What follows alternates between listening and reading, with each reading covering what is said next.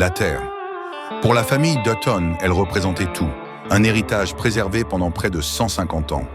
Mais aujourd'hui, le rêve s'est brisé.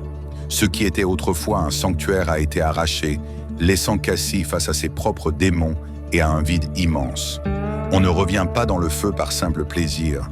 On y retourne pour survivre, pour ne laisser personne derrière et pour espérer trouver une forme de rédemption au milieu des cendres. C'est ici que commence un nouveau chapitre, loin de la protection du ranch, au cœur de l'autorité fédérale. Bienvenue chez les US Marshals. Les légendes courent encore dans les réserves sur cet homme au chapeau de Stetson, un soldat capable de s'adapter à l'inconfort pour faire respecter la loi. Mais le terrain qu'il doit désormais arpenter est plus sauvage que jamais. Le Montana n'est plus seulement une terre de paysages grandioses, c'est devenu un territoire infiltré par les réseaux criminels les plus violents de l'hémisphère.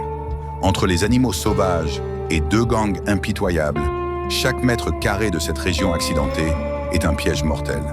La traque mène inévitablement vers la frontière du Wyoming, dans cet endroit sinistre que l'on appelle la zone de mort. Pour Casey, sa maison est devenue un phare pour le diable, une cible attaquée de toutes parts. On ne peut pas fuir son passé, et le mauvais côté de la clôture finit toujours par vous rattraper. Les murs que l'on bâtit ne sont pas là pour s'isoler, mais pour servir de bouclier contre une menace qui ne connaît aucune limite. Yellowstone appartient désormais au passé. La majeure partie de la famille a disparu, emportant avec elle ses secrets et ses promesses. Il ne reste plus que la vengeance, une ombre qui plane sur les plaines, alors que la journée est encore jeune. Dans cet état, les manières de mourir ne manquent pas, et c'est ce qui définit le caractère de ceux qui osent encore se battre. Le combat pour la justice dans un monde sans pitié commence maintenant.